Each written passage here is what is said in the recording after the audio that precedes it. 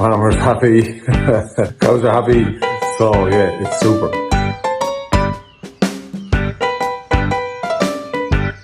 Morning everyone, it is Sunday morning, the 14th of April, about 6:30. Delighted to report that spring has sprung on our farm here in West Wicklow. Huge upturn in the weather in the last couple of days. We've had no rain. We're drying out, which is super. Cows have been at full-time grass since Friday, which is amazing. They've responded fantastically. The tank is up, about 2 litres a day per head, which is phenomenal. Meal is on the way down. So we eased it back a little bit there yesterday. They are loving life. Got the rest of our stock out yesterday. So it's time for honey, the 2 Wagoos, to get out. Come on guys. Come on guys. That's some skip and lap. Shh.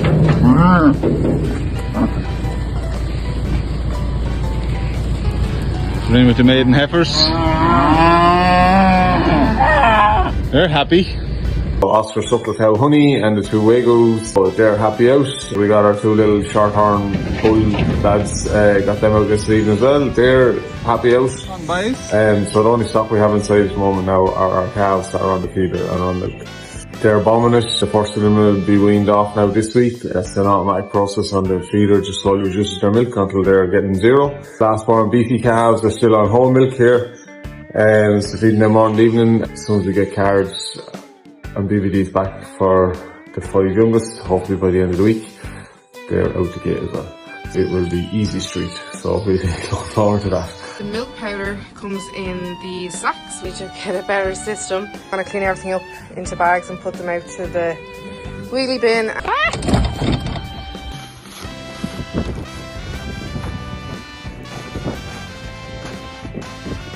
Lambs are going really well. They had a touch of ORF, which is highly contagious, around their noses. They get vaccinated for it, so they have been vaccinated, we've been told, but they can still pick up some mild outbreaks of it.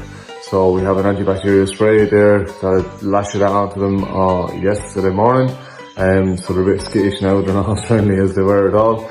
But yeah, straight away you can see the difference in their face. They can pick it up from their mothers, they're on the yo gets on her udders, her teeth break down, she can't be sucked, the lamb's mouth and nose gets all swollen and inflamed, it breaks down, they can't feed, and basically they starve. So we're on top of that now, so hopefully that'll be fine. Yeah, Wicklow are playing Kildare today. Wicklow, drive it on boys. So Ellen and Fionn are going. The milkers are going across the road to the 7 acres, so it's a family affair. I'm out on the bend stopping traffic. Joe's parents and the younger kids will get them back for evening milking later on when me and Fionn are gone.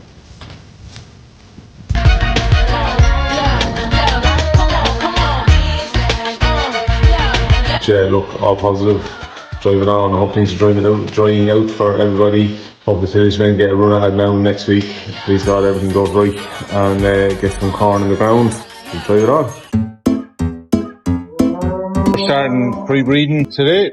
These are my tools for pre-breeding. This is a tail painter, shock and handy device. We tail paint the cow. If she's on heat, another cow will mount her and remove the tail paint. I will know then that she is on heat and will be ready for AI in 3 weeks time. We load our tail paint, which comes in bulk like this. It's a water-based tail paint, and then we load it into the hopper here. Traditionally I would have been climbing up on the bars and curbing here, putting on tail paint from just a handheld bottle. So primarily as a safety reason we purchased a tail painter so it wouldn't be falling off bars. It's very easy to use, very easy to assemble, lightweight. I can fly down the rows of cows there while we're milking. Applies the paint really evenly up on the tail head and on the back of the cow.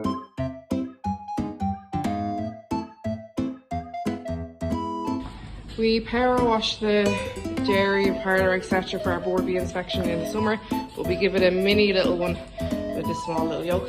Fionn did it before calving started, and we're going to give another one today, and then we'll do the big tractor blast then later on in the year.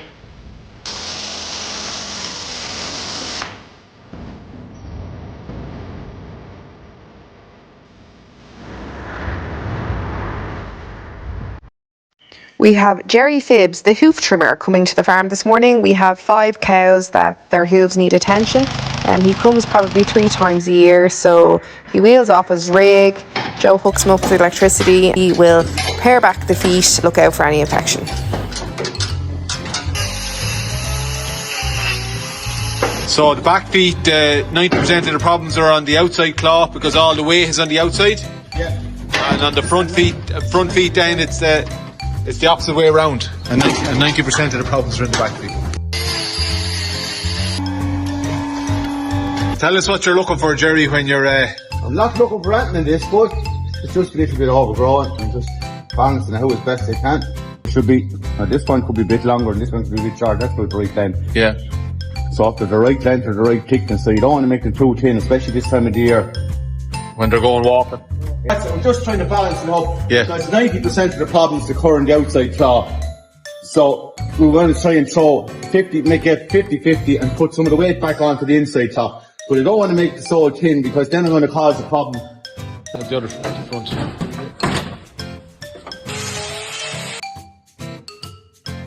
So this cow was predominantly lame on her front foot. Yeah. So you can see here, she's well overgrown, so she is. yeah. Plenty of farmers have their own hoof crushes, Jerry, but your like them angle grinders and stuff that you use are to be lethal in the wrong hands, wouldn't they? You destroy a cow's hoofs. Oh, you can. I don't even have mine that sharp. But this guy it's got a closed slot, so it's fairly safe. You tip your hand off it. That doesn't say you can't lose a finger. Yeah. So you're just checking. You're checking to see if the cow has a pain reaction when you squeeze the hoof. Thinking that there could be an infection further in the. Yeah, I thought when I looked first that we might have had an ulcer, but I can't. I'm going to look at this cow here. As you can see, her hoof is very, very overgrown. Just shows you what can happen. Jerry, we do our best. Tidied her up a while ago.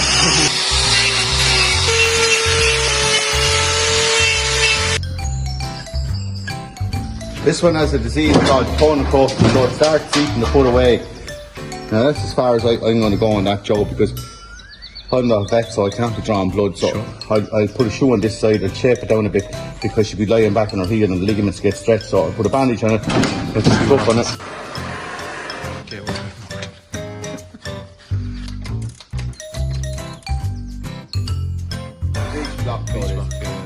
Put them on her. It's interfit hoof gel, it's called. Yeah. How long that bandage be on for? I'll leave it on for 4 or 5 days, Joe, and then take it just off. Pull it off, yeah.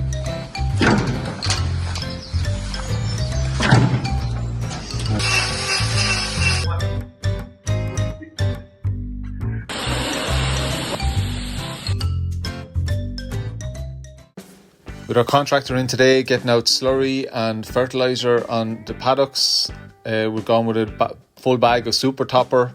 It was about 2 weeks behind schedule with the weather. We'll drive it on.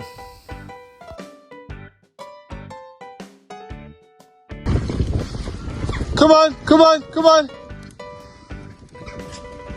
Just a quick move, a bit of fresh grass for the girls, just after been a very, very wet evening. Away at football, it wasn't on any of my weather apps, and we had an awful lot of rain. So just keep them happy for the night. Bit of a fresh break. It's a bit of a soft paddock, but they'll be happy, I hope. We had a flat tire on the digger, so we got that mended, and we sold 4 of the younger beef calves. Vacuum pumping, parlour drama this evening. It's taken me the guts of 45 minutes to get going. This vacuum pump here is either blocked up or some damage on the fins. So our parlour can run on one vacuum pump, but they're linked together. This one won't run unless this one's running. So a bit of jiggery pokery, had to get it started, making lots of noise. Managed to flip the belts off so the actual vacuum pump was not running, but the electric motor is running. So managed to build vacuum. We're banging away off the one pump. There's a serviceman on the way from Pearson's because we won't be able to wash out the machine in this current situation. So drama. So when you apply for one of the TAMS grants, you have to do an online safety course. We had booked Joe in to do his at 6:30 this evening, but of course with all of the drama with the vacuum pump, he wasn't finished on time. You have to be indoors to do it, so we had to run over to the calf shed, and myself and Fionn came down to finish up around the yard. The 2-hour course, so they got a 10-minute break in the middle, and he was able to fly home and finish the rest of the training from the couch. The shiny new red vacuum pump was installed there yesterday evening, but our comrade of this lad is off getting cleaned up and tidied up. This girl wanted to have a look more than have a milk this morning. Cows are a little bit hungry. They were a bit tight on grass yesterday evening or last night, so they're squeezing into the parlour. 21 in this row, 21 now squeezing into this row. The joys of having small crossbred heifers, they can double up in one spot. Be these cows out. That's where they were last night, so absolutely skinned that to the butt. I won't say overgrazed, but a little bit tight on them, but they're okay now, they're happy out. Full fresh paddock for today. Contractor was in on Tuesday, getting slurry out of the dribble bar over on some of the silage ground in the out farm. We got rained off. He had the bigger tanker doing damage. We had an awful lot of rain fell on Tuesday evening then that wasn't really forecast, so we let the place dry out yesterday and we're back at it now today. Smaller tanker, and we're here now on a multi-species sward on the home farm. It's Kieran in there again for our local contractor Kevin Neal. Multi-species forward sward. We got the half a bag of urea. When the rest of the farm got it, it'll receive no more bagged or synthetic fertiliser for the rest of the year. Synthetic nitrogen fertiliser for the rest of the year. If you try and treat a sward the same as you would grass and spread the same amount of fertiliser on it, the clover plant will get lazy. It will stop getting nitrogen from the atmosphere. We also know this from experience. It happened to us the first year. We are in one of the cubicle houses. Yeah, just putting on the agitator here. Store up some slurry for Kieran. He's more drama. He had to change tanker. We're back with the big tanker because the PTO shaft and gearbox and the vacuum pump on the other smaller lighter tanker packed in. We're back with the bigger tanker now. It's travelling very, very well in the field. So hopefully the bit of rain that is forecast will stay away and he can stay going. Status on farm, cows are out night and day, milking really, really well. We've eased back the meal a little bit to 4 kilos. Hopefully we'll get that back down to normal levels, which would be 2 or 2.5 for breeding, all weather dependent. Cows are bulling very strong, lots of recorded heats. So when you say recorded, are you putting them into our app or are you just recording them on Joe's head? No, I record them in the app, yes. And in 3 weeks' time, the app will remind me, okay, this cow was had a recorded heat 3 weeks ago. Should be due for AI. The plan is to start breeding an AI cows on the 3rd or 4th of May. It'd be great if the tractor didn't explode this time. So back to the tractor, Joe. Was this the exact place and location agitator that did the job on the tractor the last time? The shed is the same, the tractor is the same, the agitator is different. This is our agitator, a lot smaller and not as hard on the tractor as the contractor's one. Yeah, in hindsight, talking to Kieran there and a few boys that know more about machinery, perfect storm of being high revolutions on a hard driven agitator, and that's what tipped it over the edge. So we're not going to have another explosion, you reckon? No. Well, we fucking hope so. Joe, before we had this tractor, which is only 2 years old, is it? Or, yeah, to us. Did our old little 4 tractor actually man this machine? Yeah. Well? So a super tractor, for sale if anyone's interested. What's that? Oh, our Ford is for sale if anyone's interested in a 1980, is it? Ford 7600. That Joe's father originally bought off his then contractor. For a bit of background. Original brown tax book. Really? Yeah, contact Ellen for price, cash only. And all prices will be going off whatever they're worth on done deal. There'll be no underhanded, we know these O'Neills will give us a good deal. We're just here in the calf shed marvelling at the weaning process, which automatically happens on the JFC automatic feeder. So this is the dairy curve is what they call it. So when they came onto the feeder first, it started off with 5 litres and slowly over 10 days it brought them to 6.5, which they have been at now until day 60. And then what's this period called, Joe? The ramp down period. Which lasts 20 days? Yeah. And this period here at the blue line is the weaning period, is it? This last little green stretch here is the weaning period. That's 5 days long. 5 days long. Yeah. So our first calves are already starting this ramp down period. How many? We've 12 calves that are on the ramp down period. The eldest one is on day 74, so she's got another 8 days, 9 days on the ramp down period, and then she'll have 5 days of the weaning. And a significant increase in the amount of meal and straw that the calves are eating over the last week. So which makes sense because they're getting less milk. This is going to help develop their rumen and get them ready to be on grass. The beef curve is a little bit different. Beef calves, they're on the main feeding period for longer. They're up to nearly day 80. The ramp down period is only 15 days, and then their wean off period is 7 days. So they're getting milk till 100 days. 100 days. And the dairy calf is only getting milk to 85 days. And all along they're on, like the dairy calf is only at 6.5 litres, they're on 7.5. Yeah, so when the beef one gets up into their full feed, they go from 3 feeds a day to 4 feeds. To 4 feeds a day. Very good. And you can see it in the calves. The beef ones are genetically designed to put on more muscle, so they're growing a bit faster and they're a bit bigger across the board. Whereas the dairy ones, we're trying to grow frame, get a bit of size, and they start off at a lighter weight. Obviously they're lighter when they're born, so ideally when they're weaning you like to have them double their birth weight or maybe a little bit more. Yeah, so that's it. So they'll stay in the shed now obviously till they're finished on their milk, and probably for a few more days after that, so they're not bawling wondering where their milk is. Out to the green stuff. They will have ad-lib access to straw at grass for the first week or 10 days, depending on weather, and they will get ad-lib access to meal as well.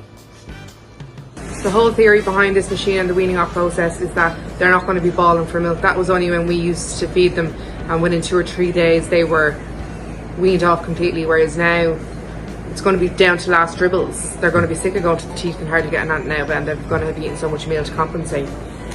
The process very similar to what there would be on the cow. The she'll have dried up. Yeah, I was shocker in the past. Once you hit the last cow calves and the last of the calves you're not keeping or sold, I'm like, oh, you have to start weaning calves. And we've changed significantly from it was done just cut off the milk, fed normal today and then no milk tomorrow. Because I came along and made him change his ways. It wasn't weaning, it was just stopping feeding. There was no weaning about it. So now they would have been eating adequate amounts of meal, which is over 1 kilo a day per head. They were eating straw and stuff, but obviously it's stress inducing when you go from getting a full feed of milk one day to nothing the next day. So and as I'm learning in my course, you want to avoid stress because that's when sicknesses come on board and their growth will stunt, and avoid stress. Obviously when they go to grass first they have to be trained to the electric fence wire. That takes a little bit of jiggery pokery, but once they get a few darts of the electric fence they're generally fine. So whose calves are on the road? Anyone's. Everyone has the same problem with calves. So always a good day when you get the calves out first.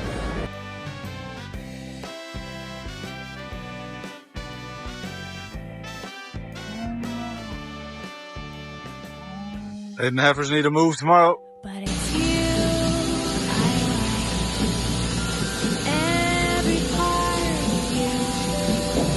Your skin, your eyes, your feelings. Whether old or new. I hope that you'll remember. Even when you're feeling blue. And it's you I like. It's you. What is this, Joe? This is Chino Junction, or camping out the second part of it. It's udder cream, basically moisturiser for cows.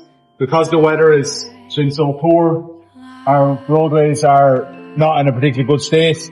Some of the lower udder cows, their teeth are drying out and the dirt sticks to them and they're cracking. You come up to this one here. You see her a bit clearer. See this here? That's all a crack. That'll be a crack. And it's sore on them when they're milking. Obviously I should have warned her that I was going to put that on her. So I put it on in the evening time because there's longer between the evening milking and the morning milking. just to moisturise them up. So hopefully when the weather improves a little bit. Actually sounds nice. What is that?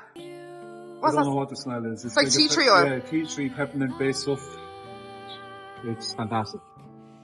If you enjoyed this video and like our channel, please subscribe.